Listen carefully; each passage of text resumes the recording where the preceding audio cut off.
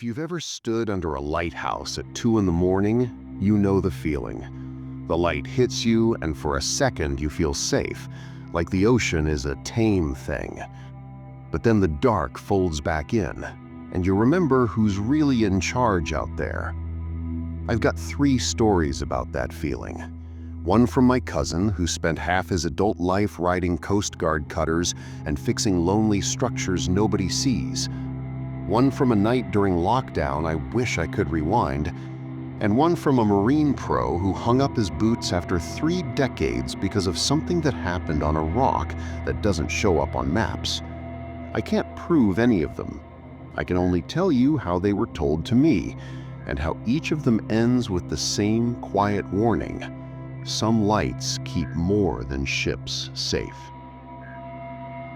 My cousin's name is Marcus. He's the kind of guy who irons his socks and remembers serial numbers like their birthdays. 12 years in uniform, all discipline and no superstition. He's not a storyteller. He's the guy who ends stories. One summer a few years back, we were sitting on my back steps with iced coffees, catching up. He asked me about my job, I asked him about his, the usual. Then he went quiet for a second and said, "You want to hear something I don't put in reports?" I said yes. He pulled the brim of his cap down like he was about to confess to a crime and told me about Black Gull Light. Black Gull is a skinny, iron-boned lighthouse bolted into a granite tooth 30 miles off the coast of Maine. No docks, no neighbors, no plumbing. The place is a piece of old math, angles and ladders and wind. The beacon runs on automation, but every year someone has to go kick the salt out of its habits, tune the gears, top off the diesel, test backup batteries you pray never get used. Normally it's a one-person chore.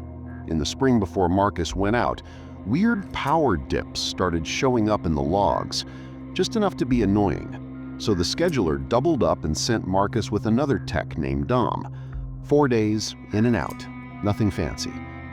They got dropped at daybreak on a Tuesday in late October. Cold air, clean horizon, gulls screaming like they own the HOA. The boat that brought them backed away and disappeared behind blue and glare. Marcus said he always watches the boat leave. He says if you don't watch it, it feels like you imagined the whole world, and the rock is all that's real. Day 1 was textbook. Grease the worm gear, scrub the corrosion scabs, cycle the Fresnel lens until it hummed like a sewing machine, top off the generator, run a test on the solar inverter that the weather keeps trying to murder. They ate out of cans, marked off checklists, played spades until the cards got damp. Dom was louder than Marcus, funny, the kind of guy who could find a punchline in rust. They slept on stiff cots in a room that smelled like brine and hot metal. On the 4th night, the air changed. That's how Marcus said it. He woke up and the room felt heavier, like the air had been weighed and found dense. No thunder, no storm, just that pressure you feel in your ears when a front line sneaks in. He checked his watch, 2:03 a.m. Out the tiny window, the beam should have been sweeping. It wasn't. Marcus said he sat up, fully awake, and felt that old training switch flip on. You don't mess with the light. He shook Dom awake. They grabbed flashlights and climbed the spiral staircase, boots ringing on iron, breath fogging. Up top, the mechanism was alive. The rotation gear was doing its stubborn little circle, but the light itself was stuck. Something had migrated into the track that kept the lamp assembly turning. A ribbon of sailcloth, thick and dark with slime, woven through like someone had braided a sea thing into a machine.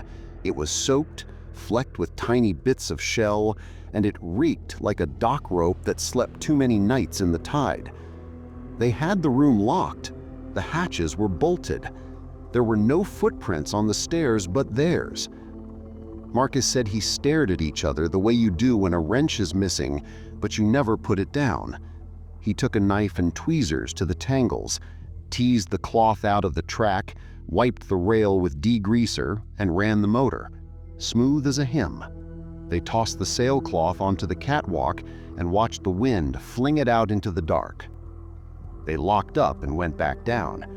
Dom made a joke about black gull growing seaweed eyebrows. Marcus pretended to laugh. The next night, same time, Marcus woke up with the same feeling, like you could hear a pressure you can't hear. He didn't look out the window. He just said, "Up," and they were both moving. This time, the motor wasn't humming. It was still. The cage around the bulb had been spun until the thread squealed. Someone had cranked it tight enough that the housing was starting to bind. Marcus reached for it and almost burned his skin off. The bulb was warm, but the air in the room was cold. Colder than the stairwell. Colder than the outside. Sitting on the floor near the railing was a small piece of a children's raincoat. Canary yellow, the kind a kid would wear to jump in puddles. No bigger than the palm of a hand. It was cut at the edge like it had ripped. It was damp.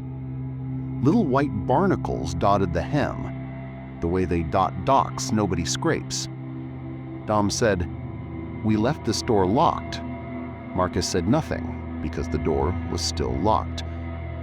They started doing what people do when something dies in your house and you don't want to smell it. They overcorrected. They doubled checks. They wedged a toolbox across the stairwell. They taped a motion sensor at the top as a joke, then decided the joke didn't feel like a joke.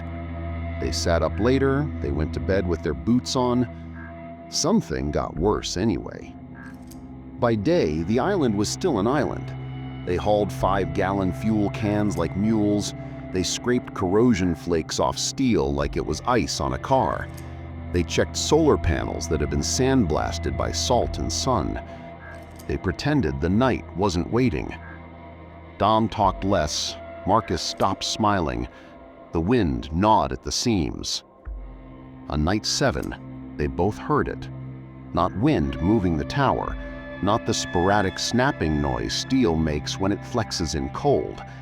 It was the distinctive wet slap of bare skin on iron. Someone walking up the steps from below them. Not down. Up.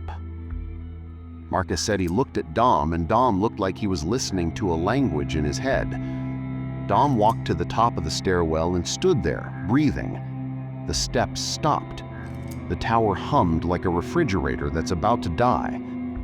They dragged a storage locker and jammed it across the stairwell.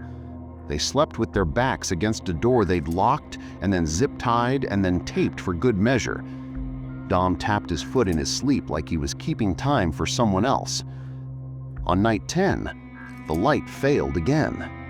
The door to the lantern room, the one they had locked with an old iron lock that feels like it belongs on a castle, was hanging open, not kicked in, just swinging, like someone impatient had gotten tired of waiting. The bulb was not just loose this time, it had been removed. No one removes a bulb up there without gloves and patience. You don't touch the glass. You don't risk oil from your fingers spoiling the light. You don't put a $1,000 bulb on the floor of a room that's all edges. But there it was, upright in the middle of the room, propped in a shallow ring made of stones someone had brought in. Stones don't live up there. Stones live outside, on the edge of the world. The lighthouse is a machine. It doesn't do circles unless they move. Marcus walked around it like a trap he didn't want to trip. He felt air move behind him and thought Dom had brushed against his back. He turned. Dom was on the other side of the room, eyes not on Marcus at all but on the wall, his brow pinched, his mouth open to say something he couldn't commit to. Later, when they were downstairs with the toolbox jammed in place and the deadbolt locked and a broom handle wedged in the frame for good measure, Dom told Marcus he'd seen fingers push the plaster out from the inside, like someone in the wall was trying to bring their hand into the room without breaking it. "I know there isn't space," Dom said. "I know, but I saw how the paint bulged, it left a crease." They didn't sleep. In the morning, he called it in like a guy who decided to lie to get out of a lie. He told the watch back home the generator was shot and the backup was whining and he didn't trust the light. He asked for early pickup. He didn't say there was a child's raincoat the size of a napkin that ended up in a locked room. He didn't say anything about the fingers. The boat radioed back with the time. It would be close to nightfall before they could get a boat that could land in that swell. The day crawled in slow, salt, sticky inches. Every little sound got classified into wind or not wind. When the boat arrived, they did the manic version of tidy: unplug, strap, latch, check, check, check again, and then climbed down the ladder with their bags banging their knees, hearts not sure if they were sprinting or bracing. Back aboard the boat, a crewman with a Red Sox beanie said, "Hey, you guys good? That call was freaky." "What call?" Marcus said. "The one around 3 this morning on 16. Busted up with static. Someone saying people were in there with you, then nothing. We tried hailing you. Nothing. Figured your handheld ate it." He said he didn't pick up the radio until daylight. The boat pointed at land, and they didn't talk much on the way in.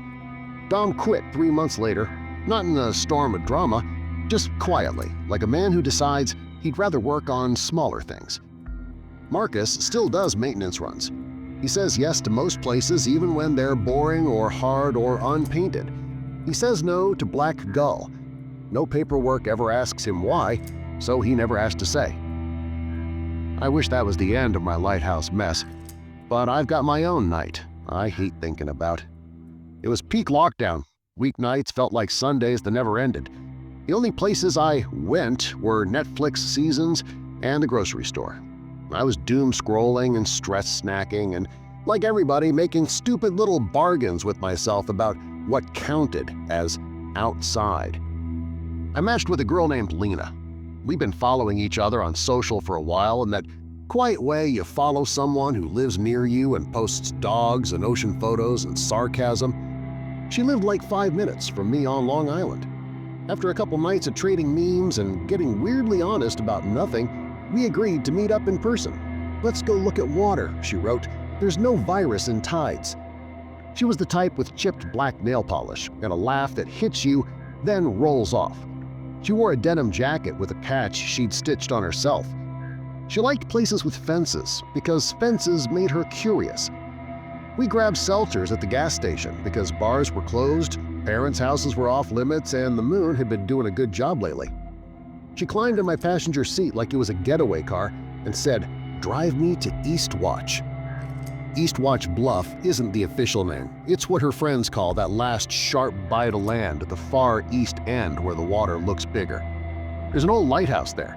It's a postcard in summer and a math problem in winter. The park was officially closed, but unofficially, we know how nights work. Even my anxious brain agreed that on a random Tuesday at 9:30, the odds of running into a ranger felt low. We parked where the lot curls toward the bluff and sat for a minute listening to wind thudding against the car.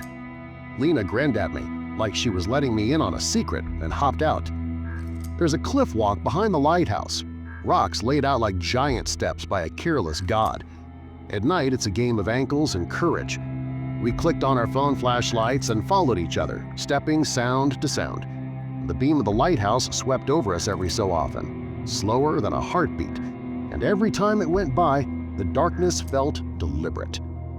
We weren't 20 yards onto the rocks when Lena stopped and said my name. Her voice was lower than before. Not scared, not brave, just attentive. She pointed her flashlight behind us. Someone was standing there a ways back, just far enough to feel like a suggestion until the light hit the coat. He had his hood up, chin down. We both froze like deer on a backyard camera. I said, "Hey man, you here with the park?" He shook his head, and he said, "You two need anything?" He made it sound like an offer, not a question. I said, "We're good, we're leaving," which was half a lie. We hadn't decided to leave, but I wanted him to think we had. We turned and started walking back the way we came. He walked too. The rhythm of our steps got twin. Glance back, he wasn't closer, but he wasn't farther. We cut away from the rocks to the flat path that wound back toward the lot. There weren't lights on, except the lighthouse and a couple of yellow safety lamps by a locked gate. The air had that smell you only get by the ocean in fall. Edgy, like something metal is thinking about giving up. We heard voices. 2 more men came out from a shadow of bushes by the road that leads to the lot. They weren't big, they were just there. One called something friendly and wrong. It sounded like, "You lost?" Or maybe it was, "You got a lighter?" Whatever it was a way of seeing if we'd stop. We didn't. I didn't want to break into a run because I didn't want to find out how fast anyone else was. We walked like people who could still pretend this was normal. Lena's hand found my sleeve and stayed there. Our car became a church. I hit unlock 5 feet before we got to it, like that would make it go faster. We got in. The doors thunked. I thumbed the lock button like a video game. Someone tugged the back handle, like you test a dog you think might let you in. Someone else popped her hand against the passenger window. Not a punch, but just a quick knock with flat fingers. Lena yelped, then put her hands on the dash and stared at nothing. I put the car in reverse and tried not to run over anything I couldn't afford to hit. Nobody chased us once the tires started rolling. One of them slapped the back of the car with his palm loud enough to leave a print. The sound was so human that it made me angrier than scared for a second. Then it was just us, breathing too fast, driving back toward empty roads and porch lights. We didn't talk for a while. The adrenaline burned into silence. On the way back, Lena kept her hand on my forearm like she was anchoring me to our side of the world. I dropped her at her place and she looked at me for a second longer than a goodbye. We texted later that we were okay. We still talk, once in a while, the way you talk to someone who stood next to you in a small, maybe moment. When people ask me why I don't go out there much at night anymore, I shrug. The truth is, I realized how thin the line is between vibes and danger. Lighthouses make people feel brave. They also draw every kind of thing that likes the edge. The last story belongs to a man I call Hale. That's not his real name. He'd hate this, me putting his words on the internet. But he also told me this and then sat with it in his lap like it was a sleeping dog he didn't want to wake, so I think he knew what he was doing. Hale's hands look like ship parts. He's worked on docks and barges since before most of us knew what SPF was. Diver, welder, surveyor. If water tried to hold something up and failed, people called Hale. About a decade ago, he got a contract with a county up in the Pacific Northwest to evaluate a decommissioned lighthouse on a rock that only barely earns the right to be called an island. At high tide, the place looked like a chess piece sitting on a flat table of gray. No dock, just a reinforced lip where a small government boat could bump a bow long enough to throw a guy and a duffel onto the stone. 3 days of work. Inspect the core, check the staircase, test the integrity of the lantern room, decide if the county should spend money preserving an old spine of metal in a place that didn't want it, or give up and let the waves chew it. He went alone. He liked alone. Alone meant no one slowed you down or made dumb mistakes or told stories around your food. He packed simple: coffee, jerky, notebooks, a radio, a sleeping bag that had seen more floors than beds. The boat dropped him on a Monday morning in a light mist. From the landing, he could see a pearly line of mainland like memory. The tower was taller than it looked from the boat. These places always are, something about angles and humility. He climbed the spiral and listened to the metal tell him how much of it was still itself. On the second level, there was a storage room that had been used as a sleeping nook back in the era when men lived inside weather. The bed frame was gone. The hooks were still there, waiting for coats that wouldn't come back. There was a built-in cabinet with a brass latch. The wood around the latch was swollen from decades of damp, the way a book looks when you drop it in a sink and pretend you didn't. That first night was slow and clean. He boiled water and ate like a person who's good at pretending food tastes good if you heat it up. The air made his neck improve. He slept under the lighthouse with the generator bay humming like a steady roommate. Day 2, the fog came. Not fog the way movies show it, rolling in with dramatic fingers, more like someone slid a white wall across the world. Hale didn't flinch. Fog is part of the contract. He made notes with a pencil, because a pen is cocky at the coast. His jacket learned his shoulders again. The sound of things got small. Waves moved from theater to whisper. Bird noise turned into an idea. Around noon, he walked past the built-in cabinet on the second level and realized the latch was sprung. The door was cracked a thumb's width. He hadn't opened it. He knows what he opens. He put his fingers under the lip and pulled it wide. The inside of the cabinet smelled like the bottom of an old pier. There was a box at the back, a wooden thing, the size of a cigar box but deeper. The wood was swollen, fat. The lid didn't sit flush. The edges were a green film, like moss had decided wood counts as a rock if it's patient. He shook his head, made a note, and did not touch it. He closed the cabinet and told himself wood swells and latches do what they want. That night, Hale woke for no good reason. He learned later to never say that. There's always a reason. He sat up on his sleeping bag, very quiet. The generator had cycled off earlier and the silence had done that trick of making itself loud. Somewhere above him, the spiral staircase squeaked with a weight. The steps weren't moving toward him, they were moving away. Someone was walking up. Hale carries categories of fear the way some people carry keys. He sorted the sound into human or not. It wasn't an animal, unless there's a kind that knows how to set a foot down without scraping. He thought about calling out and decided the answer to any version of who's there would be bad. He watched the doorway in case the door needed to be a mouth. The walking stopped. In the morning, he climbed the tower and checked every level. Nothing. No sign of visitors, no sign of wildlife, no droppings, no feathers, no trick. Back on the second level, the cabinet door was open, wide. The box was not in the cabinet anymore. It was sitting in the middle of the floor, like someone had put it there to ask a question. He took photos. He picked the box up. It was heavier than it had any right to be. Water dulls everything. He set it down. He walked to the window and looked at the world he could not see. He thought about his radio. He thought about his reputation. He thought about how fog changes the shape of the day and how the shape of the day changes the shape of your head. He went outside for air and stood with his back to the tower, counting his breaths. In the scrappy strip of sand and grit on the lee side of the base, something had mapped a path.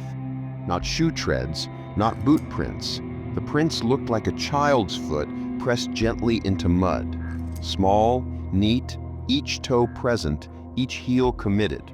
They came from the seaward side to the base of the lighthouse, then walked, one after the other, to the lip of the cliff where the rock flicked away. They stopped at the edge. Hale crouched and put his hand next to one of the prints. His palm looked like a claim on the world. The print looked like a refusal. He stood up and told his legs to do the big muscle version of faith. He could have left at that moment. He could have keyed the mic and told the county and the coat and the boat and every person with a title that the job had become smaller than the thing he was inside. But if you've ever worked around people who have to pretend they don't scare easy for a living, you know what happens. He told himself a story about water and wind and kids and old pranks, and then he locked the door to a building that does not care about locks and went back to the box. It was nailed shut. The nails were thin and dark. He set it in a corner like you put a backpack where you can see it while you eat. He didn't open it.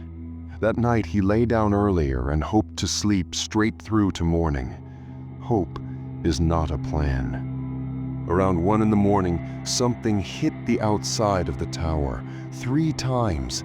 Not a bang like a boat, not a scrape like a gull, more like a soft, deliberate, let me in with a fist from a person who isn't sure of their right to ask. The sound traveled through the metal and through his ribs. He sat up with the radio in his hands and forgot how to hold it. He waited, the way you wait when the thing you fear could be a person, and a person is worse than a ghost, because a person can decide. In the morning, the box was not in the corner. It was on the 3rd step of the staircase. The lid was still shut, but one of the little nails had worked itself high like a tooth a kid keeps worrying with his tongue.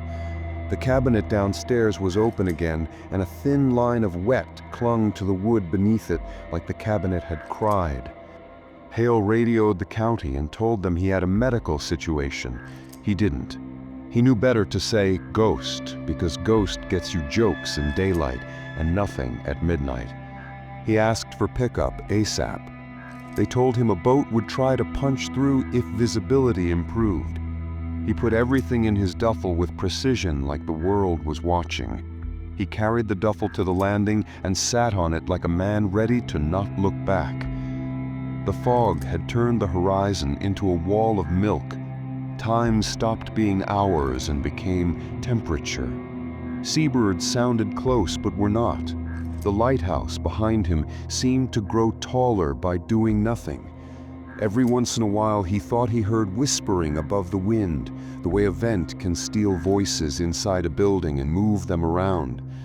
At some point, he won't guess when, he felt a change in the air the way you feel someone walk into a room you're in, even if you don't hear them. He did not turn around. He put his hands on his knees and counted to 100 and then kept going. Near dusk, a boat horn finally pressed through the blankness. The shape of help arrived the way help always does at the coast, not when you want, but just in time. A deckhand in a rain jacket grabbed Hale's arm as he stepped onto the boat like he'd never learned how to step. The deckhand said, "We tried to call you back. That transmission was creepy." Hale said, "I didn't transmit." "Someone did, on your frequency. Said he was down below with you. Then it went to buzzing. We figured your battery was eating itself." He didn't answer. He sat on a crate and watched the fog peel up from the water like skin. He filed a report that said the tower was structurally compromised and shouldn't be entered again until it could be properly shored up, which is a sentence that can mean anything. He didn't write the word box. He didn't mention the little prints, or the rhythm of the knocking, or the feeling that the world had tucked into itself around him and then decided not to unfold. He kept working for a season or two. He did smaller jobs and was less brave at parties. Then one spring, he stopped saying yes to things that smelled of brine. People said he wanted to be with his family more. He nodded. He's told maybe 3 people the true reason. He told me because I asked the way you ask a person you respect a question you're afraid of the answer to. I said, "What do you think was happening out there?" He cracked his knuckles like a man counting change and said, "I think there are places that asked to be emptied. We filled them anyway, and sometimes they ask again." I laughed a little like a fool and said, "Ask how?"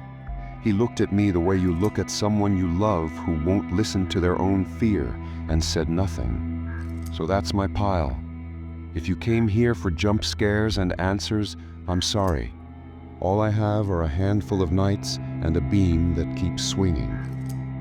Every time I drive past the lighthouse now, I think about the people who take care of them, about how the light isn't really for ships anymore, not the way it used to be. It's for us. We like the idea that someone is keeping watch. We like that feeling that if the light is on, the edge is accounted for. But there are edges we'll never solve. There are places that want their own dark. And some nights the light skips, and you remember you're a guest.